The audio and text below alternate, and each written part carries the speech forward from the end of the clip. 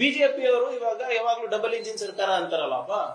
ನಿಮ್ಗೆ ಏನಾದ್ರೂ ನೈತಿಕತೆ ಇದ್ದಿದ್ರೆ ನಾವು ಜೆಡಿಎಸ್ ಅಂತ ಪಕ್ಷದ ಜೊತೆ ನಾವು ಮೈತ್ರಿ ಮಾಡ್ಕೊಳಲ್ಲ, ನಾವು ಈ ಪಕ್ಷದಿಂದ ದೂರ ಇರ್ತೀವಿ, ಇವರಿಗೆ ಸಾರ್ವಜನಿಕ ಜೀವನದಲ್ಲಿ ಇರೋಕೆ ನೈತಿಕತೆ ಇಲ್ಲ, ಇಂಥ ಹೀನಾಯ ಕೃತ್ಯವನ್ನ ಮಾಡಿ ಇಂಥವರಿಗೆ ಏನು ಅಭ್ಯರ್ಥಿಯನ್ನ ಘೋಷಣೆ ಮಾಡಿಬಿಟ್ಟು ಅವ್ರ ಪರ ಪ್ರಚಾರ ಮಾಡಿದ್ದು ನಮ್ದು ದೊಡ್ಡ ತಪ್ಪಾಗಿದೆ.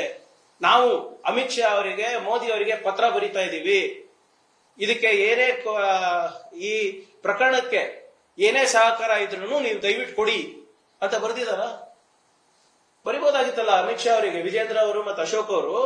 ಸರ್, ನಮ್ಮ ರಾಜ್ಯದ ಮರ್ಯಾದೆ ಹಾಳಾಗ್ತಾ ಇದೆ, ಇವರ ಸಹವಾಸ ಮಾಡಿ ನಮ್ಮ ಪಕ್ಷಕ್ಕೂ ಕಳಂಕ ತಗಲಿದೆ, ದಯವಿಟ್ಟು SIT ಅವರ ವಿಚಾರಣೆಗೆ ನೀವು ಕೋಆಪರೇಟ್ ಮಾಡಿ.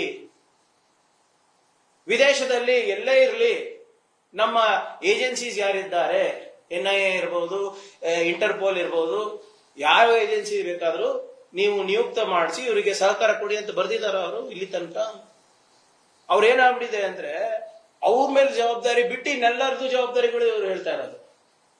ಅಂದ್ರೆ ಬಿಜೆಪಿ ಮೇಲೆ ಏನು ಜವಾಬ್ದಾರಿ ಇಲ್ವಾ?